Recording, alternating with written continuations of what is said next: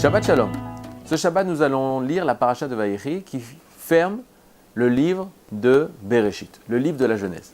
Nous savons que la Gemara nous dit nous aurions dû avoir trois livres, Bereshit, Shemot et Vaïkra.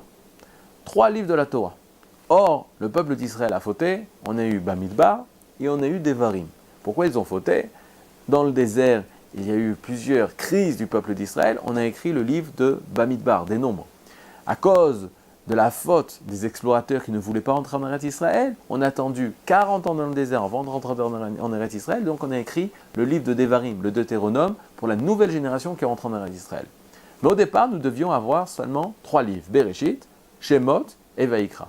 De quoi traite Bereshit? Bereshit, nous voyons les 2 premières parachutes de la création du monde, et toutes les autres parachutes, c'est le complément de la création du monde. De quelle façon?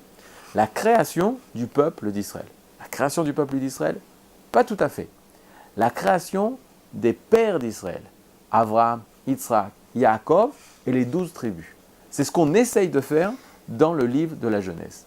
Lorsque les pères géniteurs du peuple d'Israël se seront formés dans le livre de Bereshit, alors nous pourrons commencer le 2e livre, qui est le livre de Shemot, le livre de l'exil, où dans l'exil d'Égypte naîtra le peuple d'Israël.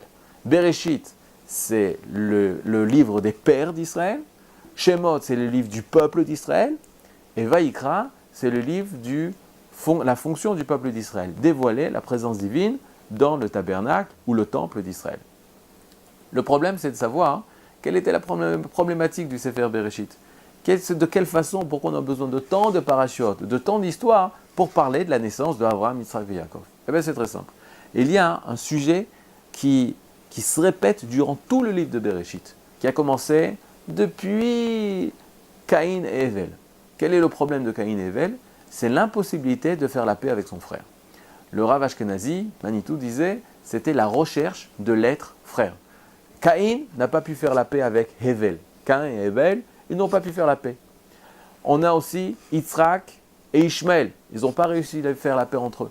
On a Yaakov et Esav. Ils n'ont pas réussi, 2 frères, à faire la paix entre eux.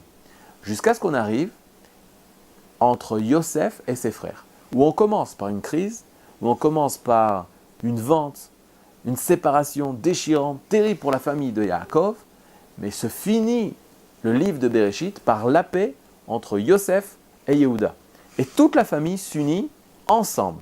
Lorsque dans la famille d'Israël, pour la première fois dans l'humanité, on arrive à créer l'unité au sein de la famille, malgré les différences, malgré les contradictions, malgré les tensions internes, on arrive à faire ce qui s'appelle l'unité du peuple, alors on peut devenir, l'unité des individus, alors on peut devenir un peuple. Et Vaïchi, la paracha de Vaïchi, où Yaakov va bénir chaque tribu, on va comprendre que chacun reçoit une particularité, chacun reçoit une même fonction au sein même d'une unité qui s'appelle Israël.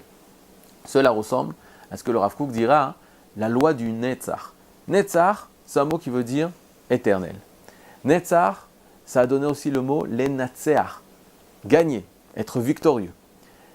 Et ça a donné aussi le mot lamnatseach. Un menatseach, c'est un chef d'orchestre. Quand on dit dans les Télim lamnatseach, c'est le chef d'orchestre qui dirige la chorale des Lévim et au temple, c'était l'amnatseach. Et le Rav Kook dit, quel est le véritable nitzachon, netzach? Quelle est le véritable victoire? C'est à l'image de ce chef d'orchestre, ce menatseach, qui arrive à comprendre la force qu'il y a dans chaque personne qui joue de leur propre instrument. Tout le monde est en face de lui, chacun a son propre instrument, et lui, il arrive à ordonner de façon harmonieuse chaque force qui se trouve en face de lui. Alors, dit le Rav Kook, une personne qui a l'image du chef d'orchestre arrive à animer de façon harmonieuse toutes les forces, à réaliser chaque individu, mais pour réaliser une fonction d'un ensemble tout entier, alors ça sera la véritable nitzachon, la véritable victoire, et cela durera netzach, la netzach de façon éternelle. C'est ce que le Sefer Bereshit, le livre de la Genèse, nous a appris, d'arriver à ce que chacun se réalise personnellement, tout en sachant qui vient d'un seul ensemble du peuple d'Israël. Et c'est les brachot que Yaakov va donner au Ham Israël, à chaque tribu. Chaque tribu, il va lui dire quelle est sa particularité qui doivent devenir pour pouvoir renforcer l'ensemble tout entier.